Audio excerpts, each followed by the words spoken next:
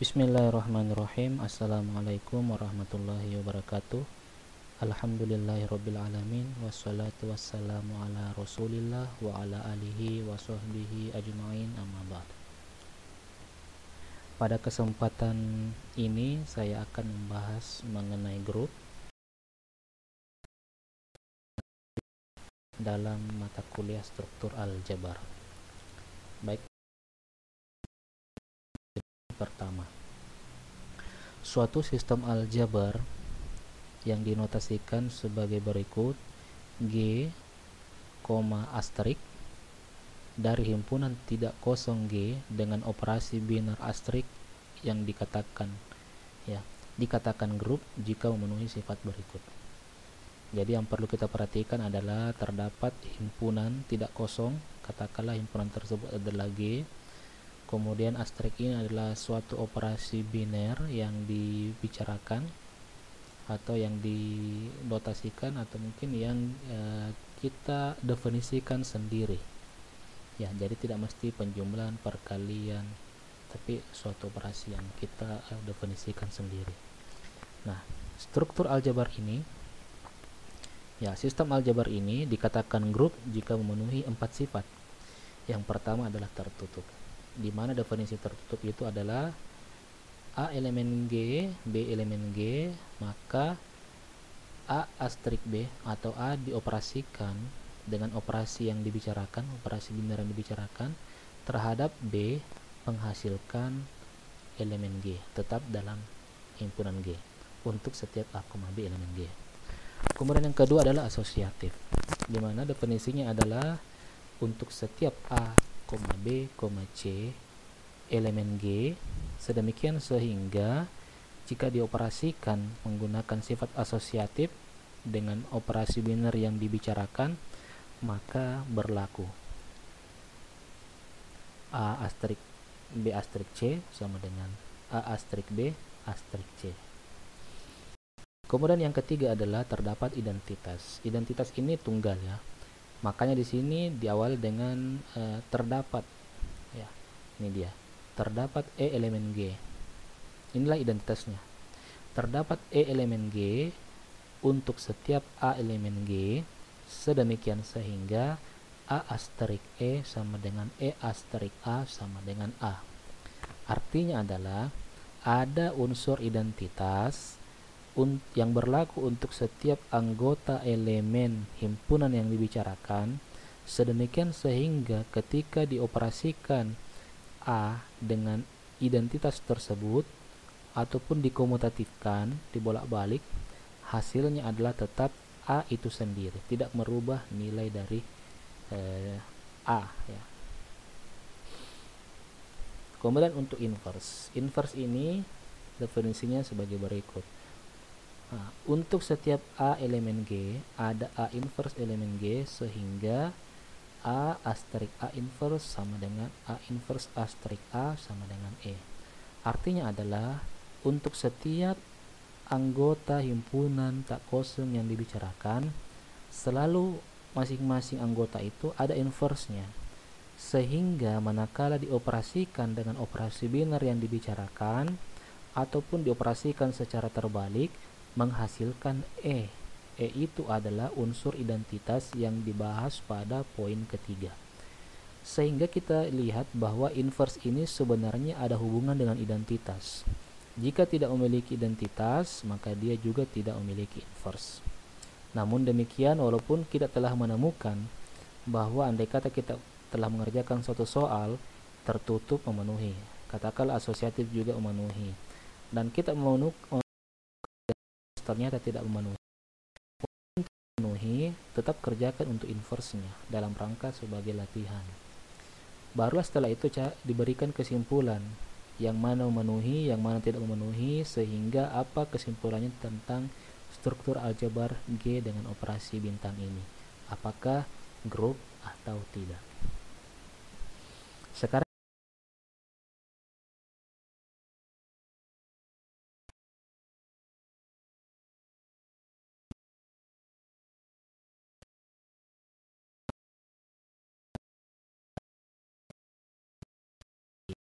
dimulai dari 1, 2, 3 dan seterusnya. Kemudian operasi astrik di sini yaitu menggunakan operasi penjumlahan, operasi yang kita ketahui bersama yang umum digunakan ya.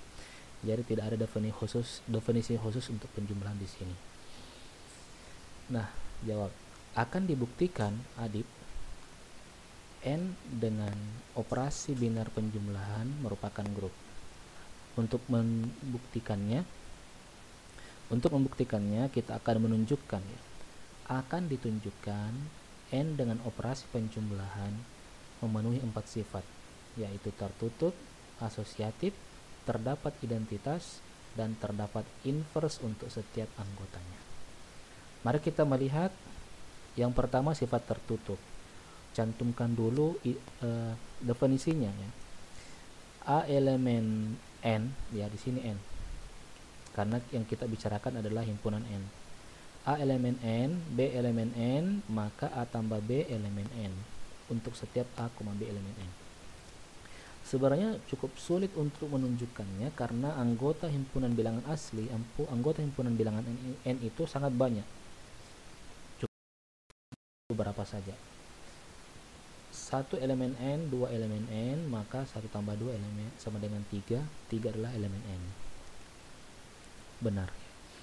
Bagaimana dengan bilangan yang lain yang katakanlah agak besar dan rentangnya cukup jauh, 4 tambah 10. 4 itu elemen N, 10 elemen N. Ternyata 4 tambah 10 sama dengan 14 yang juga merupakan elemen N. Ya, benar. Bagaimana kalau misalnya kita mengambil bilangan yang paling kecil sekalipun, apakah juga tetap berlaku? Kita ambil A-nya adalah 1, B-nya adalah 1, masing-masing itu adalah elemen N. Ketika dioperasikan 1 tambah 1 sama dengan 2, 2 itu adalah elemen N. Benar juga. Dari angka-angka yang kita ambil itu, kita bisa yakin bahwa sifat tertutup terpenuhi. Kemudian yang kedua adalah asosiatif. Mula-mula kita cantumkan dulu definisinya, yaitu untuk setiap A, B, C elemen N, sedemikian sehingga berlaku A tambah B tambah C sama dengan A tambah B tambah C. Mari kita lihat, misalnya mengambil beberapa bilangan secara acak, 1, 2, dan 3. Masing-masing adalah himpunan bilangan N. 1 tambah 2 tambah 3 sama dengan 1 tambah 2 tambah 3, ternyata hasilnya sama. Benar ya. Bagaimana dengan bilangan yang lain yang kita acak-acak? Misalnya A, B, dan C yang kita pilih itu semuanya 1, bilangan yang paling kecil sekalipun. Bagaimana ketika dilakukan sifat asosiatif, diberikan sifat asosiatif, ternyata benar.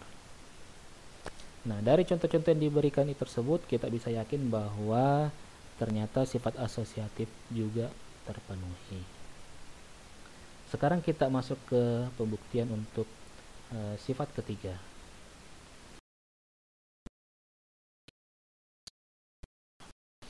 Di mana definisinya dapat E elemen N untuk setiap A elemen N, sedemikian sehingga A tambah E sama dengan E tambah A sama dengan A. Jadi mula-mula kita harus mampu menunjukkan terdapat identitasnya, terdapat E. Ya, di sini kita bisa yakin, kita bisa tahu bahwa identitas daripada penjumlahan itu adalah 0. Ada E sama dengan 0 yang bernilai 0. Namun 0 ini bukan elemen bilangan asli, bukan elemen dari N. Kemudian untuk step A elemen N, sedemikian sehingga A tambah 0 sama dengan 0 tambah A sama dengan A. Ya. Jadi karena ada identitasnya yaitu 0, tapi 0 ini bukan elemen daripada himpunan N, maka identitas tidak terpenuhi. Kita lanjut untuk inverse-nya. Bagaimana dengan inverse? Definisi dari inverse adalah untuk setiap A elemen N ada inverse-nya yang juga merupakan elemen N, sedemikian sehingga ketika dioperasikan A ditambah A inverse sama dengan A inverse tambah A sama dengan E. E itu tak lain dan tak bukan adalah kembali ke identitas. Ya, kita ambillah sebarang bilangan, katakanlah A sama dengan 1, yang 1 itu merupakan elemen N. ternyata tidak terdapat A inverse elemen N, sehingga ketika dioperasikan satu itu dengan inversenya bisa menghasilkan 0 ya. Yang mana kita bisa mereka-reka bahwa inversenya itu adalah negatif 1.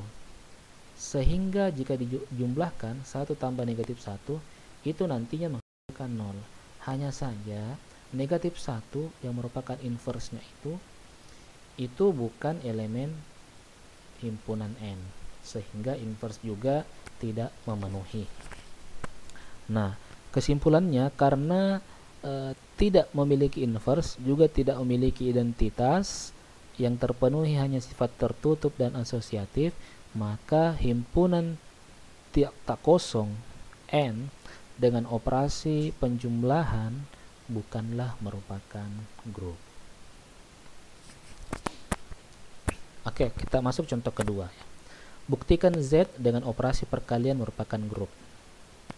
Di mana Z di sini adalah Zahlen, himpunan bilangan bulat, yang mana terdiri dari bilangan-bilangan negatif, 0, dan bilangan positif. Kemudian kita menggunakan operasi biner perkalian, yang mana perkalian di sini adalah perkalian umumnya yang kita ketahui. Akan dibuktikan Z dengan operasi perkalian merupakan grup. Akan ditunjukkan Z dengan operasi perkalian memenuhi sifat tertutup, asosiatif, ada identitasnya, dan memiliki inverse. Yang pertama tertutup. Definisinya sama tadi yang pertama. Nah, kita ambil sebarang bilangan, satu elemen Z, dua elemen Z, ketika dikalikan dihasilkan bilangan yang juga merupakan elemen bilangan Z. Benar. Bagaimana dengan jika kita mengambil secara acak negatif dan positif, yang mana negatif dan positif itu himpunan bilangan Z, ketika dioperasikan menghasilkan bilangan yang juga merupakan elemen Z.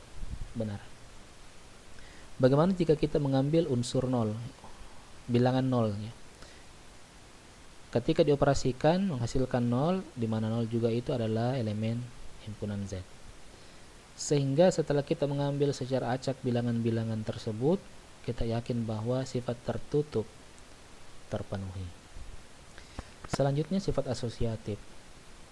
Definisinya adalah sama dengan sebelumnya, setiap A, B, C elemen Z, sedemikian sehingga berlaku A kali B kali C sama dengan A kali B kali C. Kita ambil bilangan secara acak 1, 2, dan 3, semuanya merupakan bilangan bulat atau elemen Z. Kemudian dioperasikan, ternyata diperoleh seperti ini. Sifat asosiatif terpenuhi. Ya, untuk lebih yakin bisa kita acak dengan bilangan yang lain lagi. Misalnya kita ambil yang bentuk negatif, bentuk 0, dan bentuk positif. Bilangan negatif, 0, dan bilangan positif. Ternyata ketika kita operasikan menggunakan sifat asosiatif seperti ini, ya benar terpenuhi. Sehingga dari contoh-contoh tersebut kita bisa yakin bahwa asosiatif juga terpenuhi. Ya, masih pada contoh kedua, lanjutannya kita sekarang pada membuktikan atau menunjukkan sifat ketiga identitas. Definisinya adalah terdapat E elemen Z untuk setiap A elemen Z, sedemikian sehingga A tambah E sama dengan E tambah A sama dengan A. Ya, jadi di sini kita harus mampu menunjukkan ada identitasnya. Dari bentuknya saja kita bisa tahu bahwa karena ini perkalian, kemudian identitas perkalian itu adalah 1. E elemen Z. E sama dengan 1 elemen Z ya. Ya, benar. Karena 1 itu elemen Z. Untuk setiap A elemen Z, ya, Z di sini, bukan G ya, tapi Z.